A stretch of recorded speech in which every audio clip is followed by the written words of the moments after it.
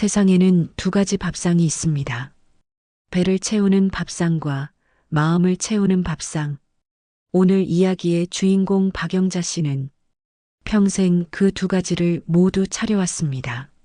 하지만 어느 순간부터 그 밥상 위에 차가운 침묵만 남게 되었습니다. 이른 아침 작은 아파트 부엌. 68세 박영자가 앞치마를 두르고 김치찌개를 끓이고 있다. 박영자는 올해 68, 남편을 45에 여의고 홀로 아들 하나를 키워냈다. 새벽 시장에서 반찬 장사를 하며 밤에는 식당 설거지를 했다. 손이 부르터도 허리가 끊어져도 그저 아들 하나만 바라보며 살았다. 우리 준호만 잘 키우면 돼. 그것만 하면 돼. 그렇게 아들 준호는 대학을 나와 제법 괜찮은 회사에 들어갔고 38배 결혼도 했다. 며느리 이름은 수진. 차분하고 예의 바른 여자였다. 첫 인사를 나누던 날 영자는 며느리의 손을 꼭 잡으며 말했다. 우리 준호 잘 부탁해요. 나는 딸처럼 생각하고 지낼게요. 수진은 조용히 고개를 숙이며 대답했다. 어머니, 제가 더 잘 배우겠습니다. 결혼 후 준호 부부는 같은 아파트 단지 내 다른 동에 집을 얻었다. 걸어서 5분 거리. 영자는 그게 참 좋았다. 아들도 가깝고 손자도 언제든 볼 수 있으니까. 손자 민준이는 올해 10살. 영자의 유일한 낙이자 삶의 이유였다. 할머니, 오늘 뭐 해주실 거예요? 할머니가 내가 좋아하는 계란말이 해줄까? 와, 할머니 계란말이가 세상에서 제일 맛있어요. 영자는 그럴 때마다 가슴이 벅찼다. 내가 이래서 사는구나. 그렇게 생각하며 오늘도 반찬통을 가득 채워 아들 집으로 향했다. 3년 후 초여름 어느 날 저녁 어머니, 오셨어요? 수진이 현관문을 열었다. 예전처럼 환하게 웃지는 않았지만 그래도 공손했다. 얘야. 요즘 날씨가 더워서 미역국이랑 오이 무침 좀 해왔어. 준호 좋아하잖아. 아, 네, 감사합니다. 수진은 반찬통을 받아들고 부엌으로 들어갔다. 영자는 거실에 앉아 손자를 기다렸다. 민준아, 할머니 왔다. 할머니, 민준이가 방에서 뛰어나왔다. 영자는 손자를 안으며 환하게 웃었다. 우리 민준이 학교는 재밌어요? 네. 오늘 미술 시간에 그림 그렸어요. 그래. 할머니한테 보여줘봐. 그때였다. 부엌에서 수진이 조용히 말했다. 어머니, 미역국 간이 좀 세요. 영자는 순간 멈칫했다. 그래. 내가 원래 간을 좀 세게 하는 편인데 싱겁게 먹고 싶으면 물 좀 타면 되잖아.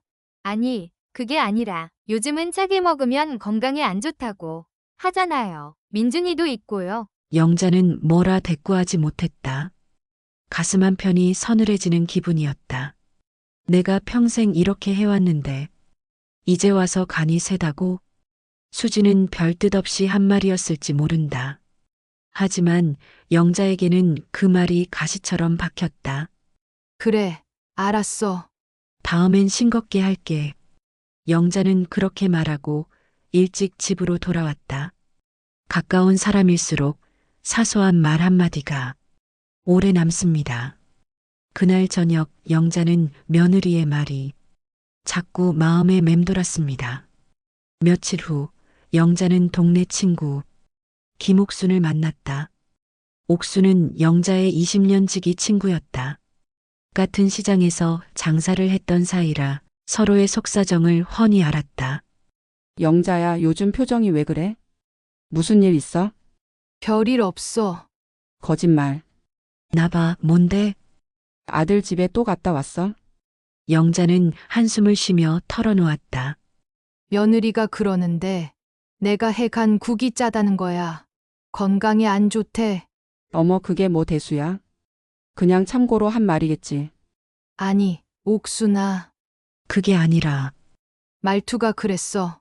마치 내가 잘못하고 있다는 것처럼. 옥수는 고개를 갸우뚱했다. 그래도 며느리가 원래 착한 애잖아. 너무 깊게 생각하지 마. 그래야 하는데 자꾸 마음에 걸려. 작은 씨앗 하나가 마음에 심어지면 그것은 점점 자라납니다. 영자의 마음 속에도 그렇게 서운함이 싹트기 시작했습니다. 일주일 후 저녁 무렵 영자는 마음을 다잡았다. 며느리 말이 맞을 수도 있지. 요즘은 다들 싱겁게 먹으니까. 이번에는 조심스럽게 준비했다. 감자조림은 간을 평소보다 싱겁게 맞췄고 기름도 적게 넣었다. 그리고 새로 담근 깍두기까지. 이번에는 괜찮겠지.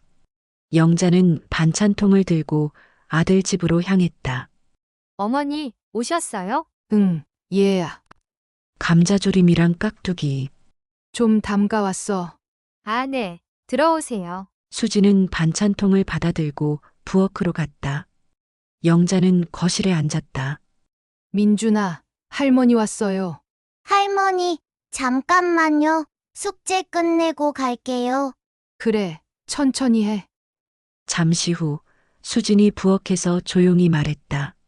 어머니, 이 감자조림, 기름이 좀 많이 들어간 것 같아요. 영자는 숨이 턱 막혔다. 기름을 평소보다 훨씬 적게 넣었는데도 내가 기름 적게 넣었는데 그래도 요즘은 담백하게 조리하는 게 건강에 좋다고 하잖아요. 특히 아이들한테는요. 영자는 가만히 앉아 있었다. 말이 나오지 않았다. 수진이 다시 말했다. 그리고 깍두기도 설탕이 좀 많이 들어간 것 같은데 민준이 당분 섭취를 조절해야 해서요. 그 순간 영자의 가슴 속에서 뭔가 무너져 내렸다. 내가 뭘 어떻게 해야 하는 거지? 간을 싱겁게 해도 기름을 적게 해도 또 뭐가 문제라는 거야? 영자는 천천히 일어섰다. 알았어. 다음부터 조심할게. 어머니, 그게 아니라 아니야, 괜찮아. 며느리 말이 맞아. 요즘 세상이 다 그렇게 하는 거지. 영자의 목소리가 평소와 달랐다. 수지는 뭔가 잘못되었다는 걸 느꼈지만 어떻게 말해야 할지 몰랐다. 어머니, 나 먼저 갈게. 민준이한테 할머니 먼저 갔다고 전해줘. 어머니, 민준이 금방 나올 텐데요. 아니야, 괜찮아. 나 집에 볼 일이 있어서.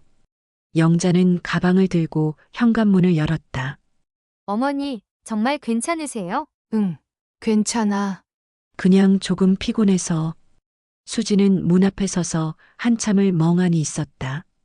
뭔가 크게 잘못된 것 같았지만 정확히 뭔지 알 수 없었다. 두 번째 상처는 첫 번째보다 더 깊었습니다. 영자는 깨달았습니다.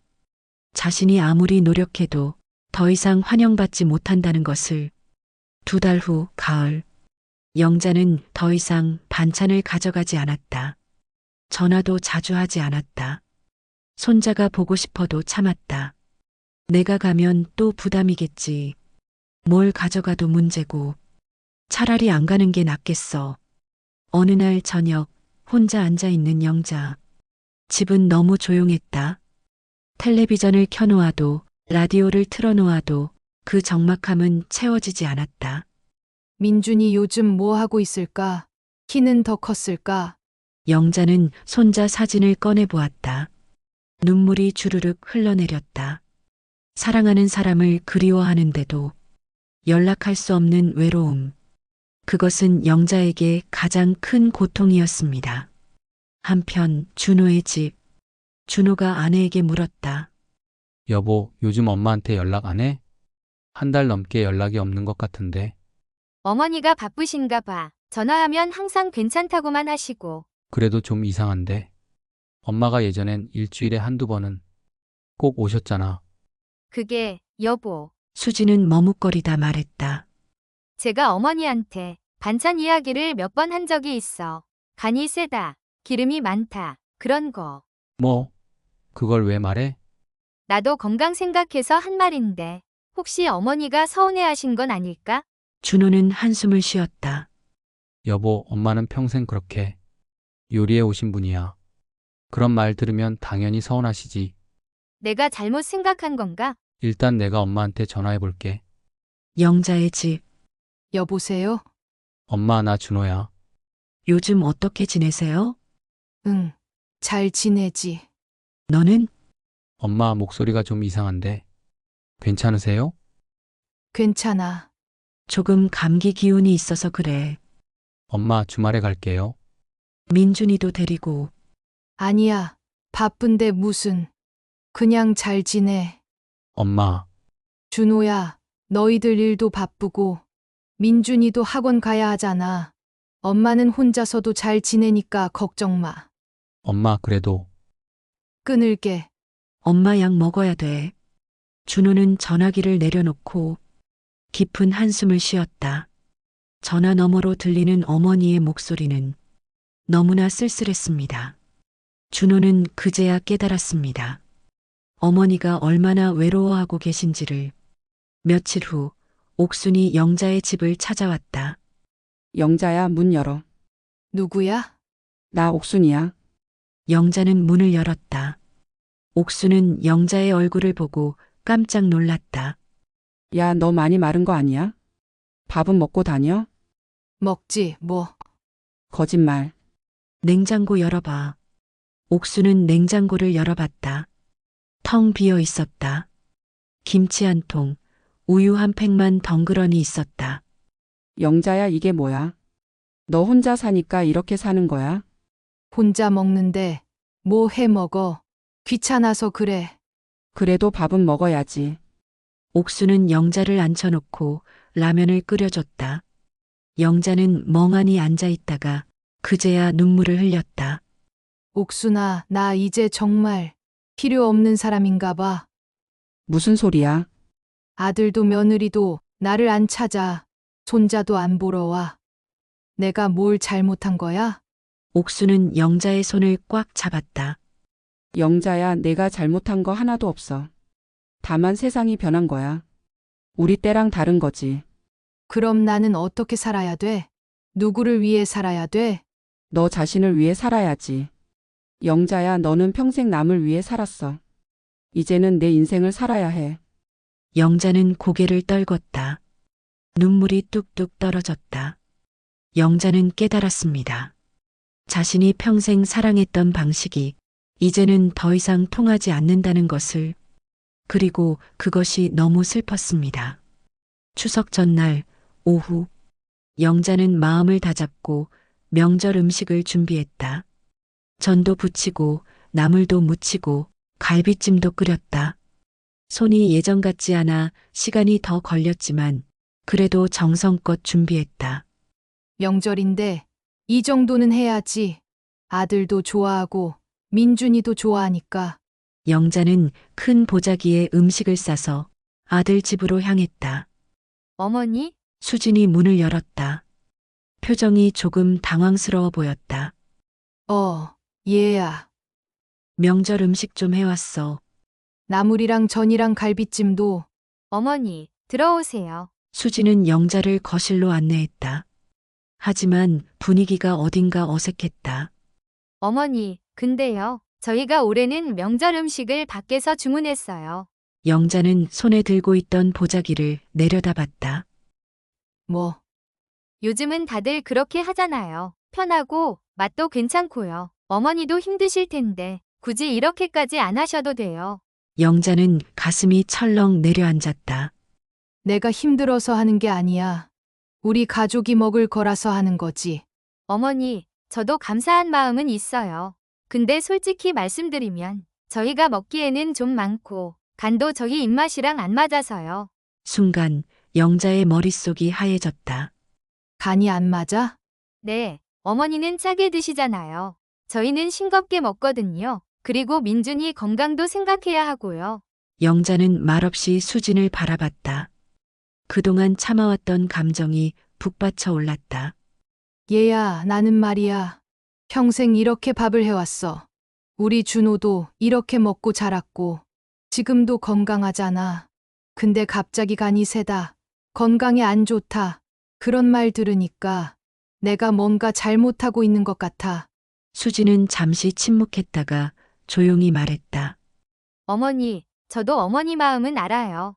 근데 저희도 저희 방식이 있어요. 제가 요리를 못하는 것도 아니고 살림을 못하는 것도 아니잖아요. 그럼 나는 뭐야? 이제 필요 없는 사람이야? 어머니, 그런 뜻이 아니에요. 아니야. 나도 느껴. 요즘 내가 오면 부담스러워하는 거. 민준이도 안 보내고 전화도 잘 안 받고. 수지는 고개를 들어 영자를 마주봤다. 눈빛이 조금 단단해져 있었다. 어머니, 솔직히 말씀드릴게요. 저도 처음엔 어머니가 챙겨주시는 게 고마웠어요. 근데 점점 부담스러워졌어요. 제가 뭘 해도 어머니 방식이 더 낫다는 느낌을 받았고, 제 요리는 간이 안 맞고, 제 살림은 부족하고, 그렇게 느껴졌어요. 나는 그런 적 없어. 어머니, 말은 안 하셔도 표정에 다 나와요. 내가 해주는 게 더 낫지. 그런 표정. 영자는 할 말을 잃었다. 눈물이 핑 돌았다. 나는 그냥 도와주고 싶었을 뿐이야. 얘야, 너 힘들까봐. 어머니, 저 안 힘들어요. 저도 엄마고 아내예요. 제 가정은 제가 꾸려갈 수 있어요. 영자는 천천히 보자기를 다시 들었다. 그래. 알았어. 이제 안 올게. 부담 주기 싫으니까. 어머니, 괜찮아. 너 말이 맞아. 내가 너무 나댔나 봐. 영자는 현관문을 열고 나갔다. 뒤에서 수진이 뭐라 말하는 것 같았지만 듣지 않았다. 그날 밤 영자는 혼자 식탁에 앉아 눈물을 흘렸습니다.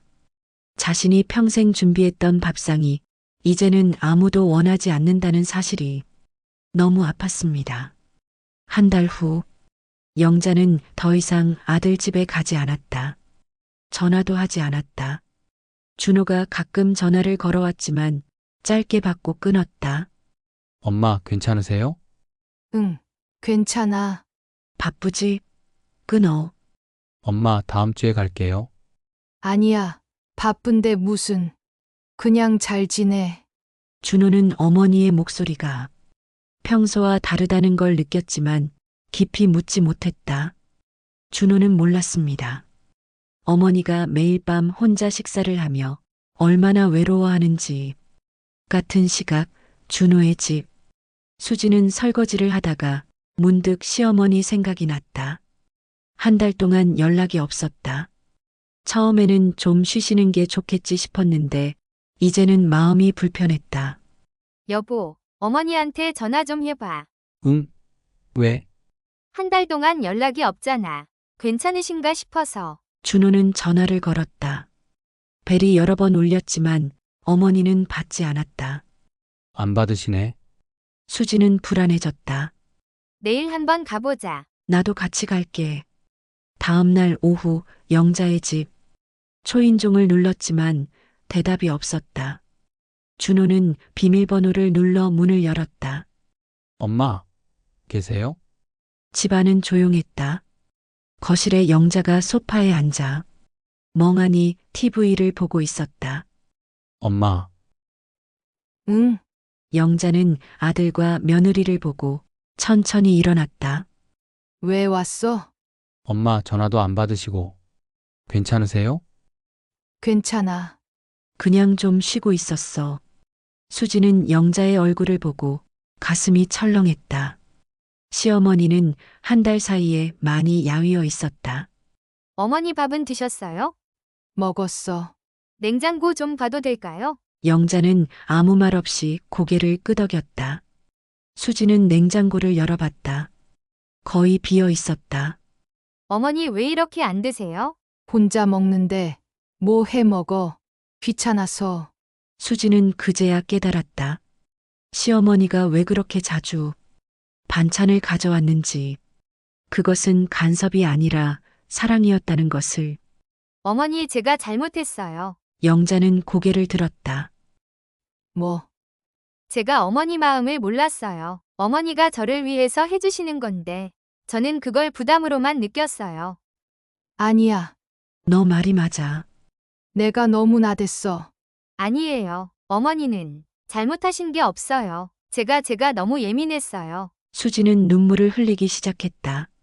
저도 처음엔 어머니처럼 잘하고 싶었어요. 착한 며느리가 되고 싶었고 어머니한테 인정받고 싶었어요. 근데 어머니가 너무 완벽하셔서 제가 뭘 해도 부족한 것 같았어요. 그래서 오히려 거리를 두게 됐어요. 제 자존심 때문에. 영자는 며느리를 가만히 바라봤다. 그제야 알았다. 며느리도 힘들었구나. 얘야, 나는 내가 부족하다고 생각한 적 없어. 그냥 도와주고 싶었을 뿐이야. 알아요. 이제 알아요. 근데 저는 그걸 몰랐어요. 어머니의 따뜻한 마음을. 두 사람은 한참 동안 말없이 서 있었다. 준호는 조용히 두 사람을 지켜봤다. 때로는 오해가 사랑보다 더 오래 남습니다. 하지만 진심은 언젠가 통하게 되어 있습니다. 며칠 후 저녁, 수지는 남편과 아들을 데리고 시어머니 집을 찾아갔다. 손에는 장본 식재료가 가득 들려 있었다. 어머니, 오늘 저희가 여기서 저녁 먹을게요. 뭐, 제가 요리할게요. 어머니, 옆에서 가르쳐 주세요. 영자는 멍하니 며느리를 바라봤다. 수지는 환하게 웃으며 부엌으로 들어갔다. 어머니, 김치찌개 어떻게 끓이는지 가르쳐 주세요. 제가 배우고 싶어요. 영자는 천천히 부엌으로 걸어갔다. 며느리 옆에 섰다. 먼저 돼지고기를 볶아야 돼. 기름 좀 두르고. 네, 이렇게요? 그래, 그렇게. 그 다음에 김치 넣고 두 사람은 나란히 서서 요리를 했다. 준호는 거실에서 아들 민준이와 놀아주며 부엌을 힐끔힐끔 쳐다봤다. 어머니의 얼굴에 웃음이 번지고 있었다. 할머니, 저 배고파요. 조금만 기다려. 민준아, 금방 다 돼요. 어머니, 간 좀 봐주세요. 영자는 국물을 떠서 맛을 봤다. 딱 좋네. 얘야, 너 잘했어. 정말요? 다행이다. 수지는 환하게 웃었다. 영자도 덩달아 웃었다. 저녁 식사 시간. 온 가족이 식탁에 둘러앉았다. 김치찌개, 계란말이, 나물 반찬들이 식탁 위에 가득했다. 할머니, 이거 할머니가 만드신 거예요? 아니야. 내 엄마가 만든 거야. 할머니는 옆에서 도와줬지. 와, 엄마 대박, 맛있겠다. 민준이는 김치찌개를 한 숟가락 떠서 입에 넣었다. 와, 진짜 맛있어요. 수지는 시어머니를 바라보며 말했다. 어머니 덕분이에요. 어머니가 가르쳐 주셔서 이렇게 맛있게 됐어요. 아니야. 너 원래 손맛이 있나 봐. 준호는 두 사람을 번갈아 보며 조용히 웃었다. 엄마, 오랜만에 이렇게 같이 밥 먹으니까 좋네요. 그래, 나도 좋다. 영자는 손자, 아들, 며느리를 차례로 바라봤다. 가슴이 따뜻해졌다. 이게 가족이구나. 이게 내가 그리던 밥상이구나. 밥상은 단순히 음식을 먹는 자리가 아닙니다. 그것은 마음을 나누는 자리입니다. 영자는 그제야 깨달았습니다. 사랑이 식은 건 밥이 아니라 마음이었다는 것을. 식사를 마치고 설거지를 하는 두 사람. 어머니, 이제 일주일에 한 번씩 같이 요리해요. 그래도 되겠어? 바쁘지 않아? 아니요. 저도 어머니 요리 배우고 싶어요. 그리고 어머니랑 더 많이 이야기하고 싶어요. 영자는 며느리의 손을 꼭 잡았다. 고마워, 얘야. 제가 더 감사해요. 어머니. 두 사람은 서로를 바라보며 웃었다. 할머니, 저 다음 주에도 올게요. 그래, 할머니가 내가 좋아하는 거 해줄게. 그날 밤 영자는 오랜만에 편안하게 잠들었습니다. 더 이상 혼자가 아니라는 것을, 여전히 사랑받고 있다는 것을 느꼈기 때문입니다. 몇 달 후 봄, 영자와 수지는 장을 보러 시장에 함께 나왔다. 어머니, 오늘은 뭐 해 먹을까요? 민준이가 좋아하는 된장찌개 어때? 좋아요. 어머니가 가르쳐 주신 된장찌개. 이제 저도 꽤 잘 끓여요. 그래. 너 손맛이 좋아서 그래. 두 사람은 나란히 걸으며 이야기를 나눴다. 예전처럼 서먹하지 않았다. 이제는 진짜 가족처럼 편안했다. 어머니, 다음 주에 민준이 생일인데 같이 준비해요. 그래, 좋지. 할머니가 미역국 끓여줄게. 네, 감사합니다. 그리고 어머니 사랑해요. 영자는 멈칫했다. 며느리가 처음으로 그런 말을 했다. 나도 사랑한다, 얘야. 가까운 사이일수록 말 한마디에 마음이 다치기 쉽습니다. 하지만 진심을 담은 말 한마디는 다시 마음을 잇습니다. 밥 한 끼보다 따뜻한 말 한마디가 관계를 살립니다. 사랑은 완벽한 요리가 아니라 함께 나누는 마음에서 시작됩니다. 오늘 당신은 사랑하는 사람에게 어떤 말을 건네고 싶으신가요?